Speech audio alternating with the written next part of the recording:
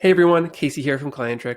Today we're continuing on with our KPI series and we're going to be looking at retention, specifically what the definition of retention is and why it could be important for your business to actually track it.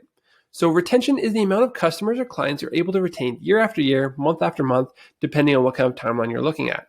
This typically benefits those businesses that have a subscription or recurring model more so than those that don't have that kind of model in their business.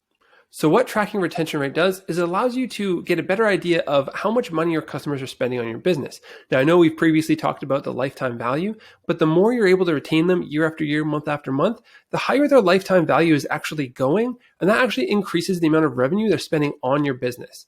So the more you can retain, the less likely you're going to have to go out and find new business to replace those customers who are leaving you.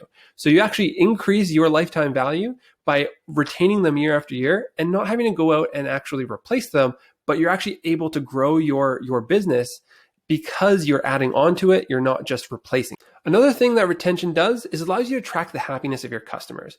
If you're tracking this, you're tracking it on a time series graph so you can see it month over month, year after year, and you can look at and see how many of your customers are retained on that period. So you can actually see your retention rate increase or decrease or dip, whatever it may be, but it allows you to get a little gut health check on how your business is doing. If your retention rate is dipping, that generally means that people aren't enjoying your service and they're leaving you. If your retention rate is increasing, that means you've made some changes and things are going well. There are so many other things that could be looked at here. It's really cool to analyze it and go through it, but it's just a nice graph to have as it's really just a health check for how your business is doing and how your customers are enjoying your service. Now, the last thing that retention does is allows you to get a better handle on your expected revenue.